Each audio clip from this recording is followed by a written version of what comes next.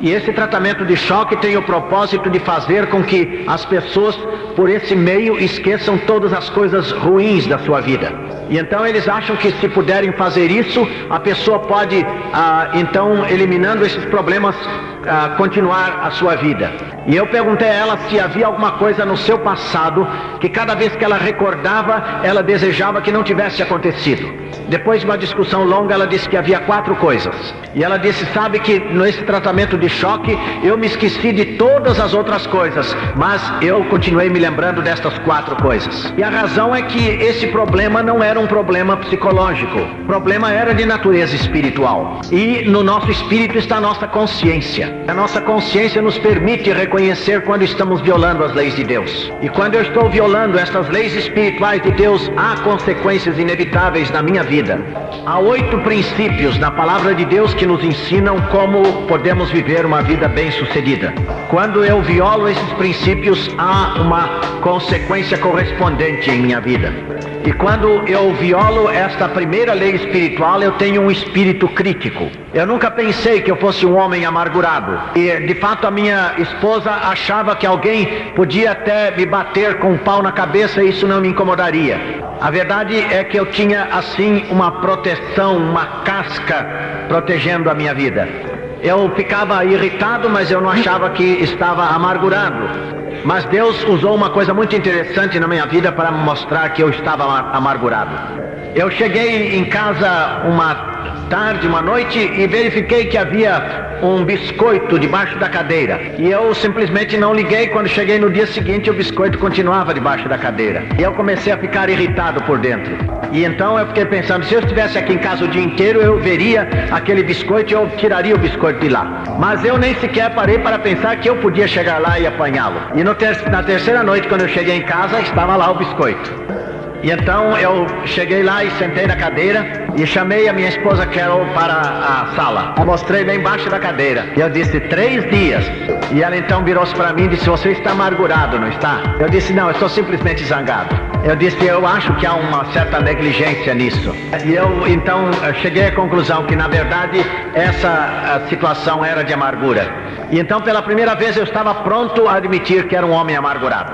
E então comecei a achar a resposta para tantas perguntas que eu tinha tido através dos anos. E eu achava que Paulo tinha cometido um erro quando ele falou lá no capítulo 3 de Colossenses, maridos, não permitais que a vossa amargura vá estragar o vosso casamento. Eu achava que sempre eram as senhoras que ficavam amarguradas. Elas é que tinham esse espírito de sensibilidade, sensível.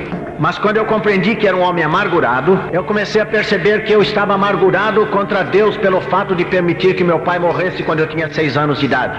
E quando você tem um espírito assim de amargura, é muito difícil colocar a sua confiança em Deus. E eu tinha a ideia de que quando a gente entregava a vida a Deus, que Deus tinha prazer em tornar a vida da gente difícil. Quando fui para a universidade, eu comecei a gostar de uma garota. Eu fiquei noivo dela, e enquanto eu estava na universidade, dediquei a minha vida a Jesus Cristo. E logo que eu dediquei a minha vida a Jesus Cristo, ela me devolveu o anel de noivado. E eu então disse, isso é exatamente como Deus faz as coisas. Eu entrego tudo a Ele e vejo o que é que Ele faz para mim. E eu então estava muito magoado e eu tinha resolvido que eu não ia mais namorar ninguém. Então por 3 semanas eu não procurei mais uma namorada.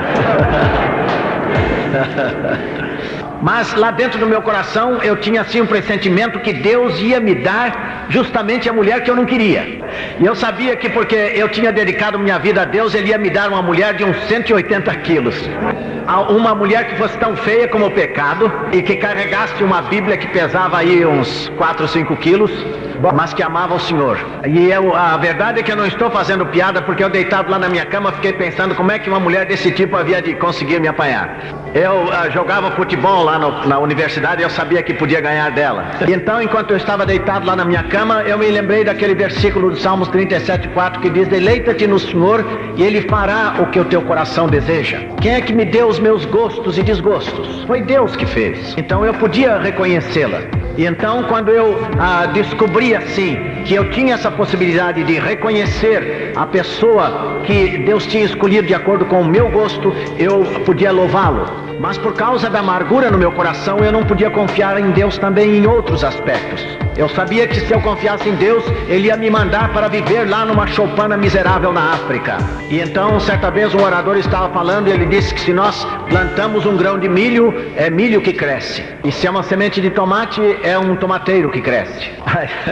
E eu pensei que eu talvez pudesse conseguir, vamos dizer, abóbora. Mas eu sabia que o que quer que Deus quisesse que eu fizesse, fosse um engenheiro, fosse um médico, o que quer que fosse, que Ele estaria fazendo exatamente de mim aquela pessoa que Ele desejava que eu fosse. Quando eu não gosto de mim mesmo, tenho amargura, eu crio dentro de mim um espírito crítico. E a verdade é que quando uma pessoa é crítica a respeito de si mesma e não gosta da maneira como ela acaba sendo crítica em relação às outras pessoas e às suas atitudes. Ou a sua crítica é quanto à maneira da pessoa se vestir. Nós podemos reconhecer no auditório, na igreja, as mulheres que são gratas a Deus pela maneira como foram feitas por Ele. Porque elas estão sempre olhando as coisas que as outras senhoras estão vestindo. Outras senhoras estão